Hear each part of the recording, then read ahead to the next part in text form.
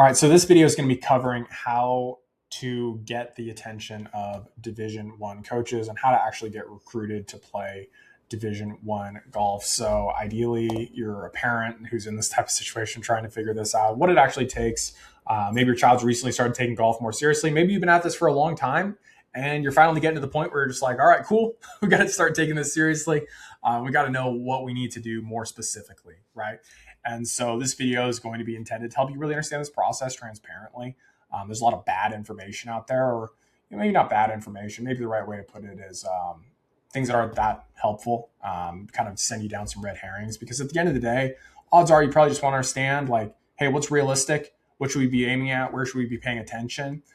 So that we can continue to have a positive experience with golf rather than filling it with a bunch of anxiety, negativity, stuff like that. Odds are your child already beats themselves up enough about some bad tournament. You don't need to have a whole bunch of extra stuff being kind of thrown in there. So if you enjoyed this video, go ahead, leave it a like. It does help push it out to the YouTube algorithm and all that stuff. Help other parents who are in this type of situation. If you're new here, come out with videos like this twice a week, just specifically for helping guide parents and junior golfers through this process of what it actually takes and being very direct with you guys. So let's go ahead and jump into it. So first thing you guys are going to see on my screen here is Junior Golf Scoreboard. It is the largest ranking index for junior golfers. That's why I'm going to reference it all the time. So if you watch any of my other videos and stuff like rankings, I'm going to be referencing Junior Golf Scoreboard a lot because it has the widest breadth of total tournaments that are going to be ranked. Okay. And so if your child is not already ranked, that is absolutely essential. That is step 0. So you want to go in here, tournaments and results, search for tournaments. I'm not going to walk you guys through all of that. Got other videos on the channel dedicated to tournaments. I will link to those tournament videos somewhere in this video.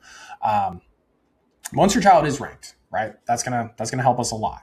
But backing up a step here, the reason I like Junior Golf Scoreboard so much, it's not just because it's the largest ranking index, it's because it gives us the clearest data on who's getting recruited to play Division I golf. So we can see from 2026, which is still kind of incomplete, so that's why I'm looking at 2025, all the way back to 2018. We can see where their player was ranked in their class, what their scoring differential was in the program that recruited them. So if your child says, hey, I want to go play at Stanford, you know what that looks like. You know what Stanford recruits, right? Then you can say, compared to where we're at, is that reasonable, right?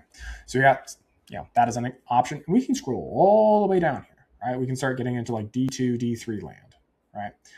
And so we can just say, based on where your child's at, what's realistic, what's possible for them, right? And just what are these programs actually recruiting? It kind of works in the same way where if your child says, hey, I want to go to Harvard, you know that you need to have a 4.0. So if they have a 3.2 GPA, you're like, that's cool. Let's probably adjust expectations, right? Like that's completely normal for us as parents, right? To be able to say like, hey, I like what you're doing. I like the energy. We need to shift this just a little bit, right? So that we have a good time. So long story short, we want to know what that number is. Now, this is not just, hey, here's where it ends up. Here's the cool thing. I want to show you this at a couple levels first.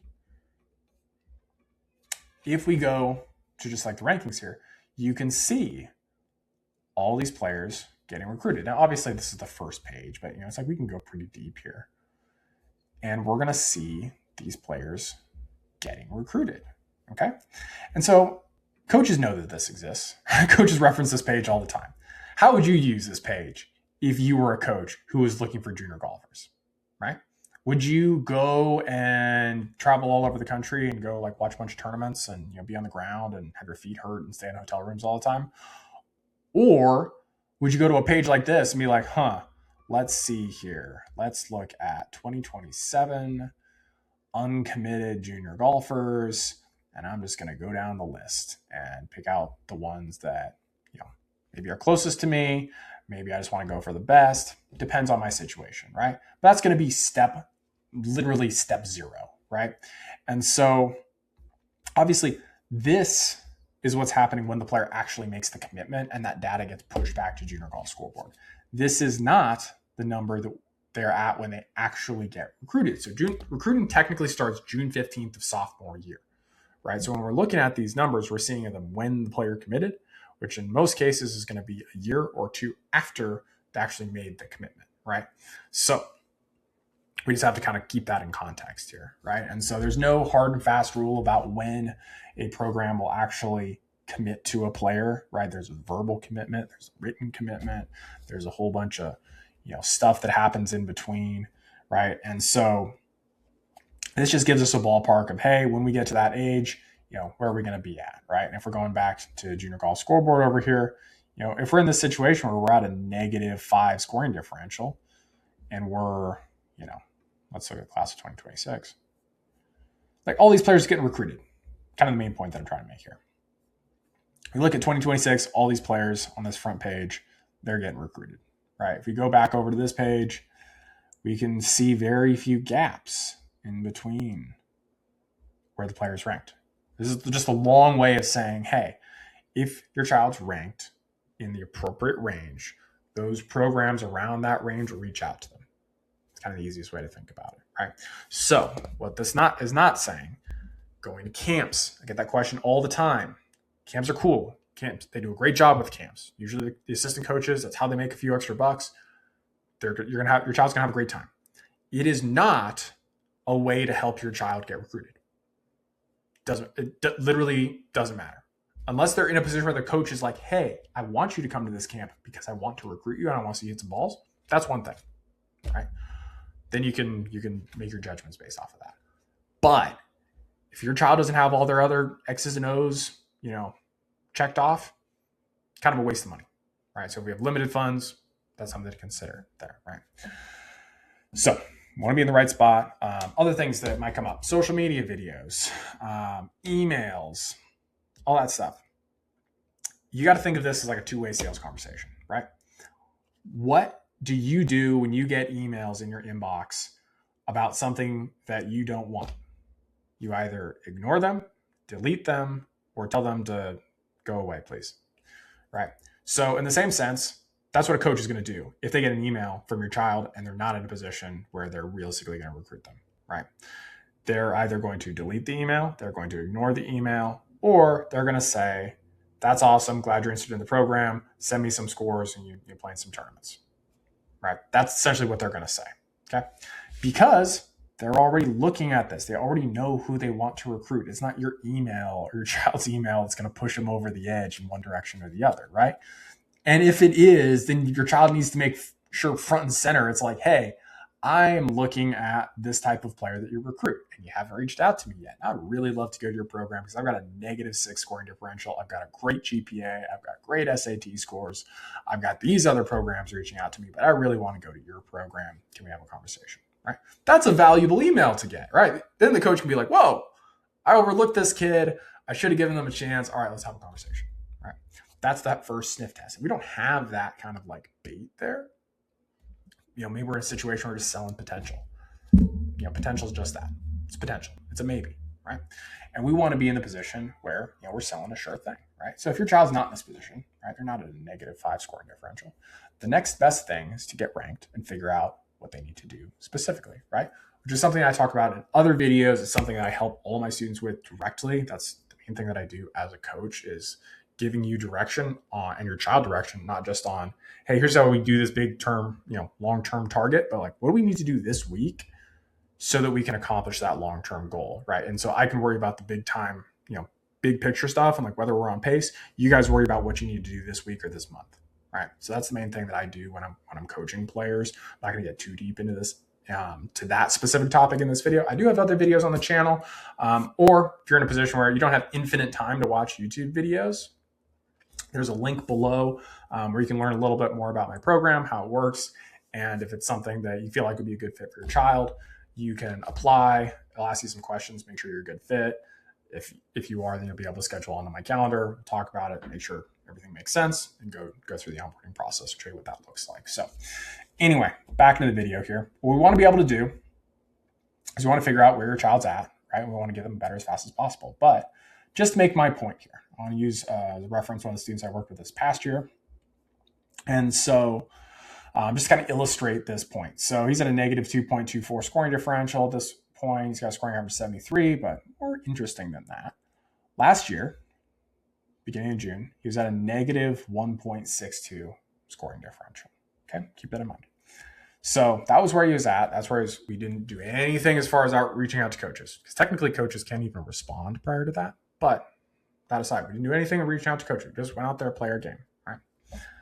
Well, this was the message that he sent me June 15th of that year. He says, hey, I got this DM from the Oregon State head coach. I'm going to go into the details of that, but pretty cool, right? He also had 4 other programs reaching out to him, right? Phenomenal position to be in, right? And so that's not unique. I'll pull up another student that I'm still working with.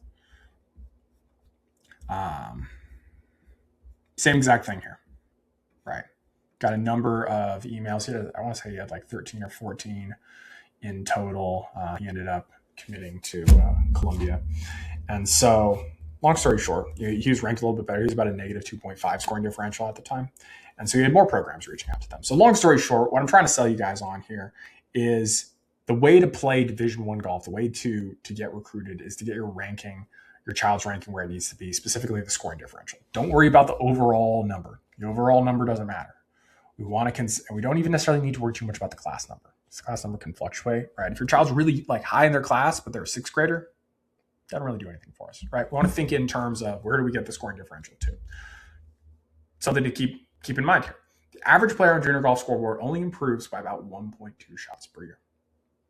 Okay, that's the average, right? So if your child wants to get to -2 and they're at 5 today and they're an 8th grader, well, you got 2 years to accomplish that. They're going to improve by 1.2 shots on average, right? So they're going to get to about a 3 scoring differential. They're going to start at that target by about 5 shots, right? And so if that sounds like difficult or unfair, yeah, I mean, about 3.3% of junior golfers go on to play Division I golf, which is technically harder than getting to Harvard. So if you're like, that sounds really hard, it's because it is really hard, right? Now, good news, average player I work with improves by about 4 shots per year, right? And so when we have that same math problem, we're looking at that and we're like, okay, we got a scoring differential of 5 today. We're going to improve by about 4 shots for the next year. That gets us to a 1. Another 4 shots gets us to a -3. Even if we fall short, we end up in a -1, we're still in a much better spot. So again, application below if you want to learn more about what that could look like for your child, especially if they're a 7th, 8th, 9th grader. Those are the situations that I love because we've got a nice runway ahead of us.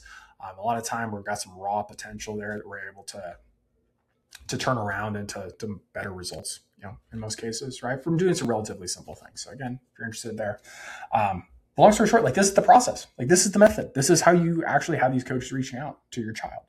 Now, are there exceptions to this, right? Can you do the whole social media thing and the emails if your child is a senior? Yeah, potentially. Just to be transparent, that's not really what I do, right? I don't work with players in that type of position. I'm not good at it. I don't have connections that I'm leveraging or things like that. I help players get better at golf. And because they got better at golf, because they're performing at the level that they need to, those coaches reach out to them and recruit them. So that's really the methodology here. If your child wants to play Division I golf, this is what they need to be doing. Whether they're 12 years old or 15 years old, the earlier you start, technically the more runway you have. And in theory, you can tolerate a slower improvement rate over that period of time. And the cool thing about that too, with your child being ranked, is you can actually pace it out. So when I'm working with a student, I'm looking at, okay, what's the pace that we're on, right? If we continue on that pace, are we going to hit our target, right? So that way the player can relax a little bit. Or if we're not on that pace, we're going to be able to look at their statistics and say, well, hey, we're not on that pace because the statistic is contracted and we need to put our focus into getting that up, whatever it is. And so again, that's really this process here is just where are we at? Make sure we have enough runway, make sure we're applying the right stuff, and then go. That's the process. Hopefully it makes sense. Hopefully this is clearer than maybe you thought when you started this thing off. It's pretty straightforward for both us. For the junior golfer and for the coach, right? It's just like what level of golf are we trying to get to? Let's map that out. Where are we at today? How much runway do we have? How fast do we need to improve? All right, that's it. So hopefully you learned something here. If you want to go learn some other stuff, there's plenty of other videos on the channel. You can go ahead and check those out.